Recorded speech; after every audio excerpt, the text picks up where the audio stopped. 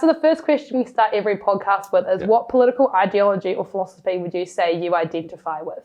Well, I suppose as philosophy, I am conservative as from an economic perspective, and probably interestingly for a conservative MP, former MP, I guess, I'm socially liberal. So, if you think about, ideologies that I identify with larger parts of, I'm a liberal. So, liberalism is an ideology which I draw quite a lot from. But liberalism, you'll find in New Zealand politics, you'll find people with a liberal bent on the left and the right of the political spectrum. So I also, probably sit more on if you have a socialist capitalist spectrum, I'd sit more on the socialist side than the capitalist side. Having said that, there are elements of capitalism that I also subscribe to. So I'm a bit of a mixed bag, really. I'm a centre-right, probably a centre-right, as opposed to, well across the spectrum. I'm a fiscal conservative, but a social liberal. And so it was relatively unusual in the National Party that I was so clearly in those two camps, but that's most certainly where my head and my heart is. I've got an approach to the economy which is quite conservative in terms of maintaining the value of money, but in respect of matters pertaining to education, internationalism, I have quite a liberal outlook. Well, the short answer to that is I identify as green, and I say that because I think that there is a kind of economic philosophy to green politics that is distinct from the kind of more traditional political philosophies that are espoused by Labour and National. And I've always kind of identified in that way. In modern terms, I would describe myself as a person who believes in social democracy, as a person who has progressive views on things.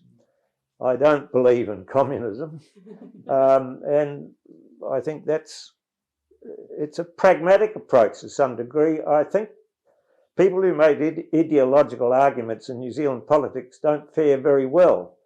A lot of people who go into politics are ideologically driven, but they have to confront the real difficulties of pragmatism and the New Zealand approach.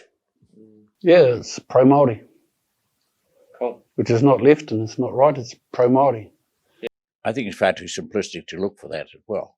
I mean, what I look for is rational politics, and with a liberal tone over them. But I mean, looking for slogan politics is a failure of the modern generation, and I don't mean you younger people, but the whole last 100 years or so.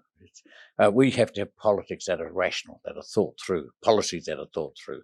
And the last thing we want is what I describe as slogan economics. You announce a few slogans and that's supposed to provide answers, which of course it doesn't. I'd like to think it was common sense, but if you wanted to try to slot me somewhere, I think for 80-85% of the issues, I'm more in the libertarian, in the ACT area. That's not to say that I agree with them I don't. And where I disagree quite strongly, because I think there are areas that are important.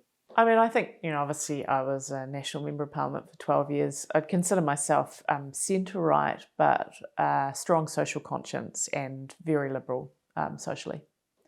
I spent a lot of time with the anarchist movement, developing my political philosophy based on communities having decision-making power over the things that they want to do, how they want to organise, and the kind of values they have.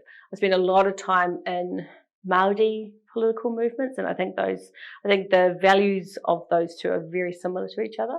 So those are my two main political influences, if you like.